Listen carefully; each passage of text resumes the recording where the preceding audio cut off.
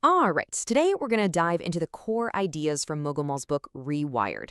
This book is all about a blueprint for mastering your mindset, so we're going to get straight to the heart of its system to see exactly how it's supposed to work. Okay, so this one quote, it's pretty much the foundation for the entire book. It's built to solve this exact problem. The argument is that the heaviest weight you will ever lift is the one right between your ears. The reason change doesn't stick has nothing to do with a plan. It has everything to do with a person. And that brings us to a question that, let's be honest, probably hits home for a lot of us. You've got the diet, you've got the workout routine, the business plan, you know exactly what you need to do. But a few weeks in, that motivation just fizzles out and you fall off. So why does that keep happening? Well, Rewired offers a really interesting answer. The book frames the issue as a problem with our internal operating system. You know, like the software in your computer.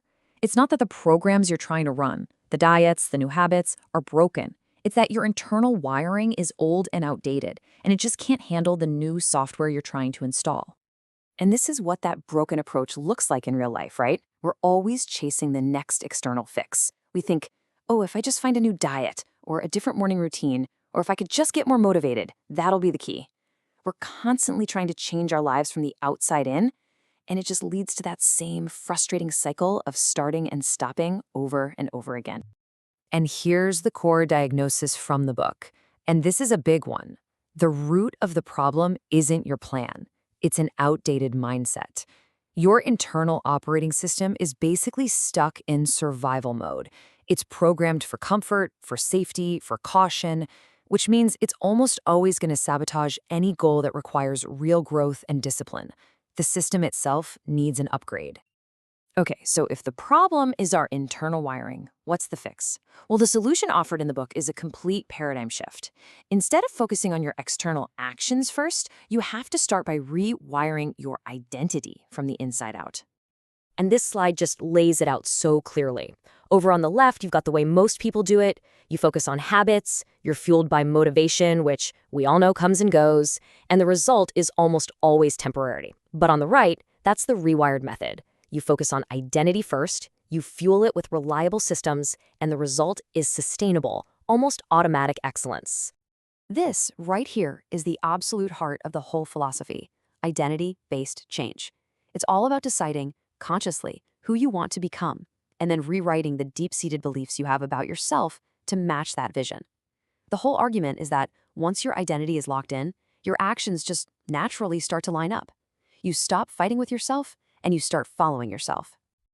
Okay, so that sounds great in theory, but how do you actually do it? Well, the book provides a super clear, actionable framework. It's called the ELITE system. And this is basically the step-by-step blueprint for performing that upgrade on your internal operating system. So here are the 5 core systems that make up the whole thing. It all kicks off with mindset. That's the identity reset we were just talking about.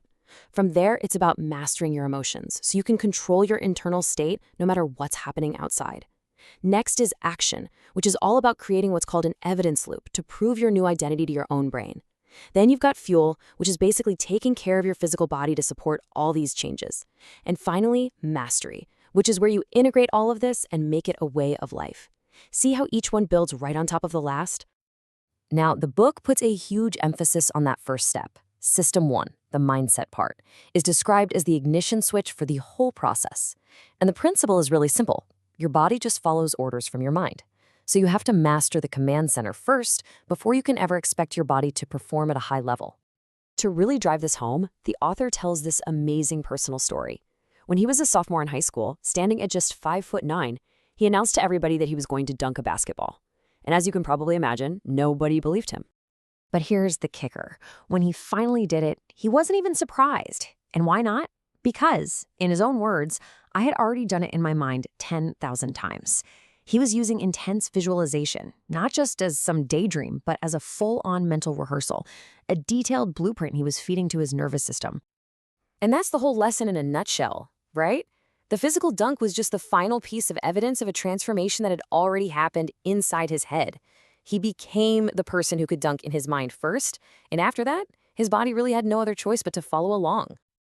So if your identity is the blueprint, what's the engine that actually builds the new you?